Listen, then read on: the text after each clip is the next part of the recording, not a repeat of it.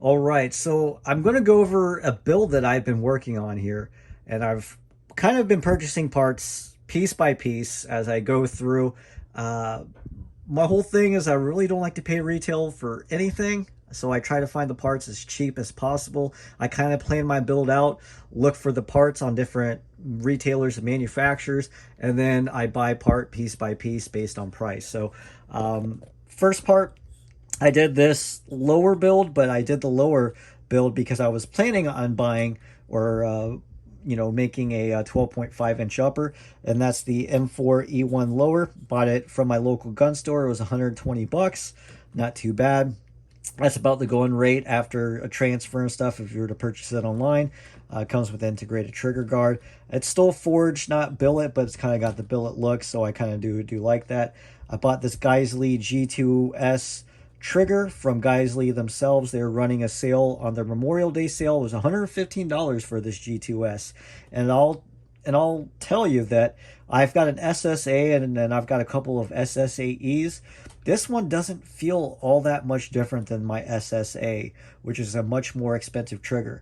And I know the quality control and the hands that the G2S touches is much less than the SSA and SSAE. But I think you can luck out and get a decent G2S trigger that feels like an SSA or an SSAE if you're lucky. So if you want to take that chance, I do recommend these G2Ss.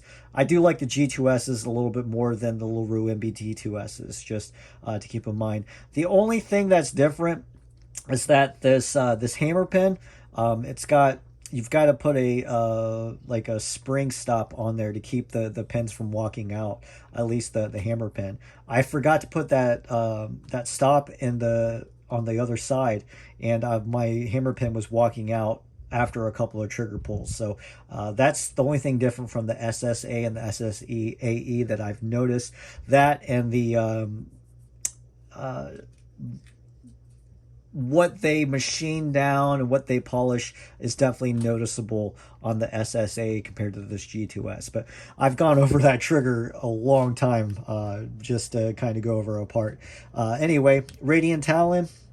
It is the not the GI. It is the regular Radiant Talon. I buy these Radiant Talons from like Battlehawk Armory or Locked and Loaded. I think I usually buy them with the charging handle, and with the charging handle, the LT's like 80 bucks. With the actual Radiant, it's like 90, 95, something like that. So you get the Radiant Talon with the Radiant Raptor charging handle for like 90, 95 bucks. Not too bad. I've got a Law Tactical folding stock adapter or folding brace adapter, whatever you want to call it. I am doing this one-handed instead of having this mounted. Seems to be pretty solid. It is heavy. With everything that they include, it's about a 10-ounce weight that you'll be adding to your firearm. But the weight's actually in the back, which I don't mind as much as having the weight in the front, so not that big of a deal. The Law Tactical folding stock adapter I found on Optics Planet. It was $250 plus they were running like 12% off everything code just recently. So it was like 220 bucks for this Law Tactical. Not too bad. This is an Aero Precision buffer tube. I've picked this up from Air 15 discounts recently for $28. Mil spec castle nut and end plate I just had laying around. This SVA 3 I just had laying around.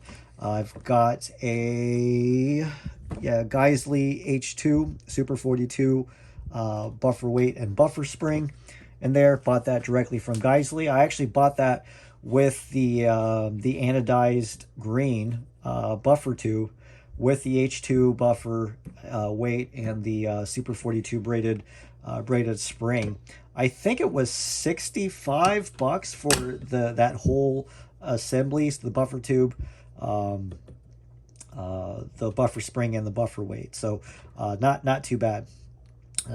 directly from Geissele. That was a Memorial Day sale. Black Friday will be coming up. I think Black Friday and Memorial Day, those prices will be the same. So $115 for the trigger. I think their Super 42s are like 38 or 40 bucks. Just for the H1s, but with the buffer and stuff, you're looking at like 60 bucks. That's usually the normal price for a Super 42 with an H1 from like normal retailers and stuff. Won't go over that just yet.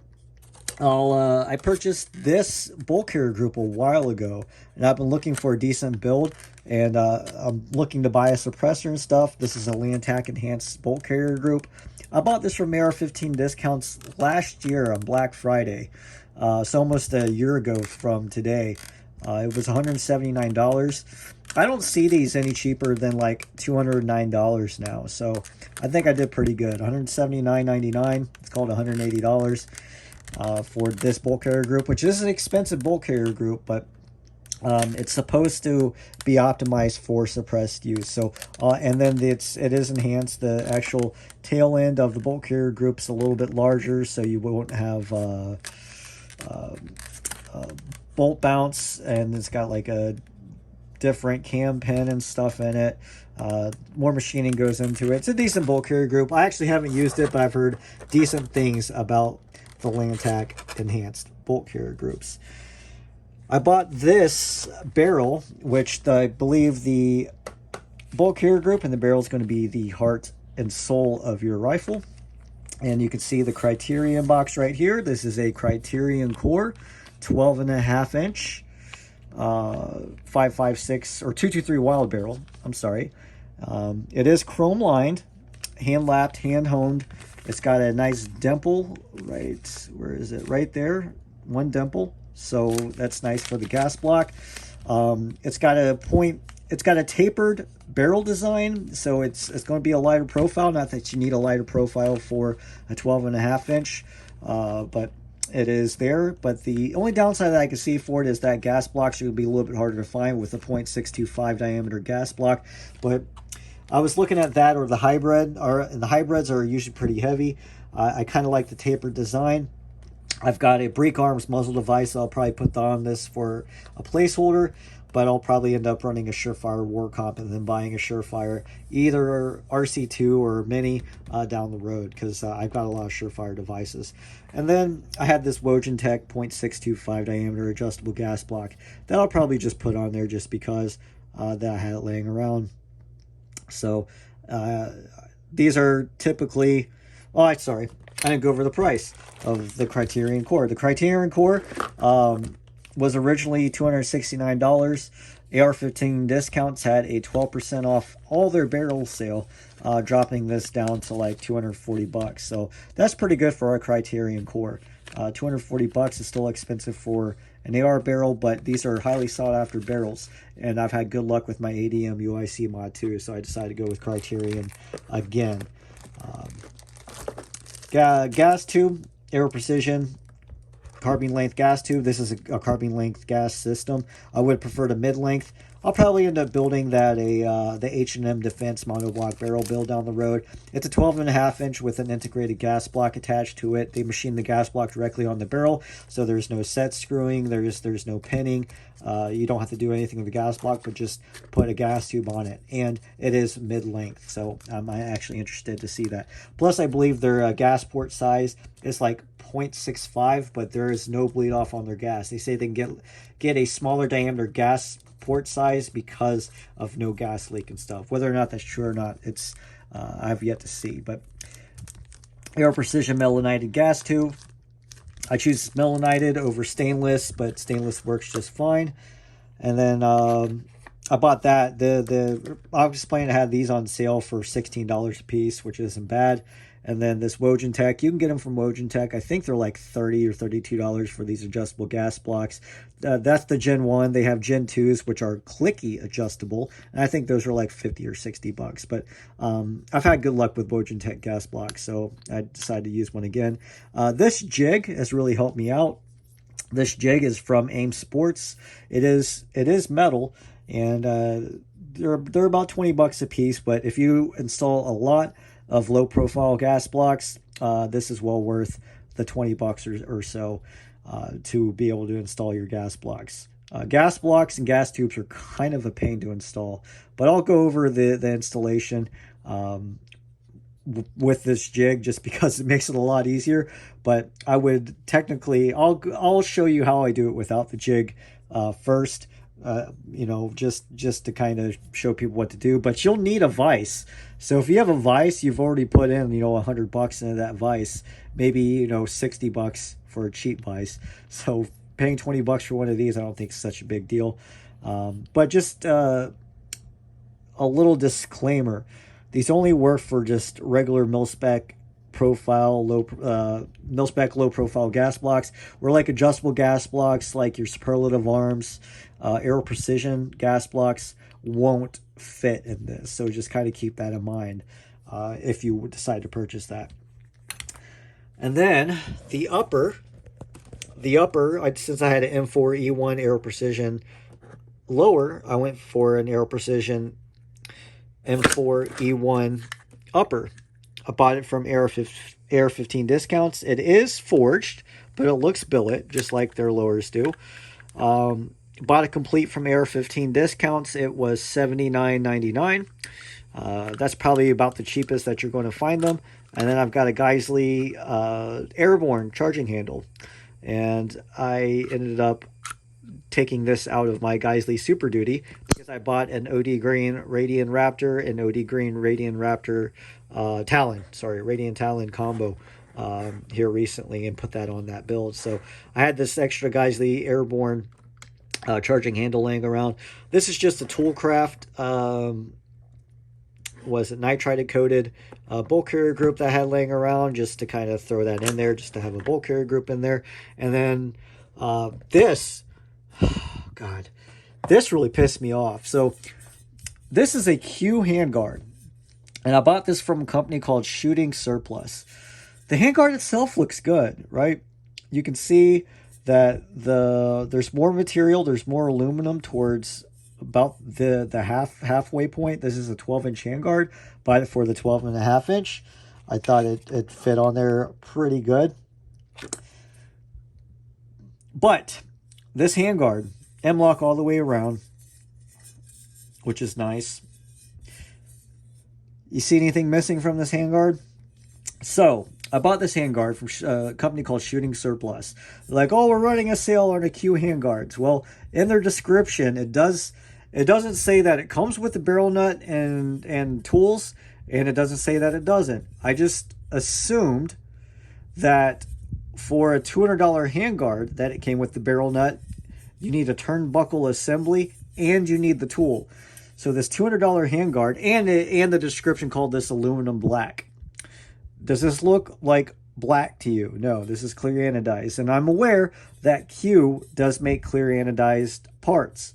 But when it said aluminum black, I'm like, oh, okay, cool. It's a black Q handguard. And I thought that would be cheaper because anodizing black is cheaper than anodizing clear. So I'm like, oh, cool. They're going to include the... I didn't know actually Q sold handguards without the barrel nut and tools and stuff. Well, they do.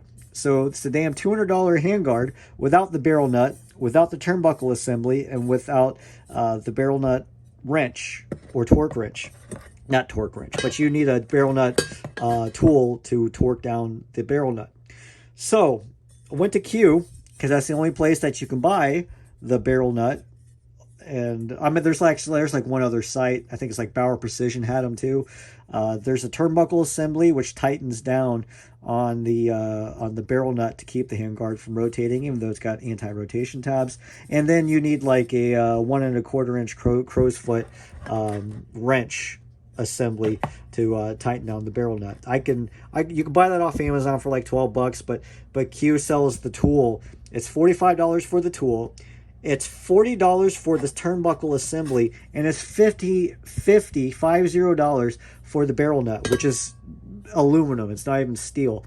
So the handguard with the tool, it's damned $360 is what I'm going to have to spend on this stupid handguard. So I'm not super happy about that. I wish they would have had in their description that A, this wasn't black, and B, that no barrel nut, no turnbuckle assembly, no tool was included in their $200 handguard. And it was on sale from $299. That's what it said the retail price on this handguard was. $299 without a barrel nut, without the turnbuckle assembly, and without the tool. It's kind of shitty, ain't gonna lie. That's not cool, in my opinion. So, not super happy with it. I may just buy a Midwest Industries 11.5-inch handguard. I found one online for 120 bucks. That includes the barrel nut, that includes the handguard, that includes the barrel nut tool. 120 bucks instead of $360. So I will probably never buy another Q product in my entire life because of that. I think that's a really bad business practice. But that's my little rant on Q. Not super happy with them, but it is what it is. I may just go ahead and break down and buy the barrel nut, turnbuckle assembly, and the tool, because if I don't, I'm just going to have this useless piece of aluminum laying around. So I might as well just go ahead and utilize it. And then I decided to, from Shooting Surplus, they had this Arisaka hand stop. I thought it was going to be a little bit bigger, but it isn't. It's supposed to be new, but it's got some wear on it. It was 20 bucks, so I can't be too mad about it. So bought that hand stop to put on this build. So, but I like to put a Surefire War Comp on it, and I'm just waiting on maybe a different handguard. Maybe I'm buying like, it's literally going to cost me more for the barrel nut, the turnbuckle, and the tool than it would be for a complete Midwest Industries Combat 11.5-inch handguard. That is just crazy to me. But anyway, that's the build that I've been working on. Sorry about the shaky cam. I'm doing this one-handed. I didn't feel like moving all this stuff over to my normal video table that I do. This isn't super professional, I understand. I'm not entirely sure what optic system that I'm trying to run on this just yet. I'm really starting to dig holographics, even though I don't like the battery life of holographics. I'm really digging this Vortex Razor AMG. Don't like the refresh rate on it. That's probably the only thing that I really don't like about it. Mounting system super solid. I saw this pop up for $500 from Optics Planet. This was 2 weeks ago, with 25% cash back. So they'd give me 130 bucks on my next order. Plus I could have used a 10% off coupon code, dropping it down to $450 for the optic, plus $130 cash back for this Vortex Razor AMG. I do really like EOTechs. I bought this EOTech with the G33 for like $950 brand new. So I may do that. And then I'm waiting on a few more parts. I bought, where is it? I bought a few lights. I bought a Cloud Defensive. I bought a Mod Light. I bought an Arisaka 600. I bought a Mod Light PLHV2 and this Cloud Defensive Rain 2.0 whole setup and stuff, since people were literally just roasting me for my flashlight choices in life. So I said, screw it, might as well just go ahead and upgrade. I've been meaning to upgrade for a little while. But yep, that's my 12.5-inch build that I have planned out here. I do like the folder. I would like to get an SBA 4 rather than this SBA 3. I found that the SBA 4s are a little more sturdy, at least right through here, in my opinion. And I think that's all the parts. I think that's all the parts on it. So, like I said, I'm still deciding what optic system I'm going to run on here. I do like holographics with a magnifier now. Don't like the battery life. I do like LPVOs too. I mean, they're nice edged reticles, and you can do close range and you can do long distance. Although your close range is kind of compromised a little bit. So pros and cons to each optic system. So anyway, that's my future build video. Let me know what you guys think, and thanks for watching.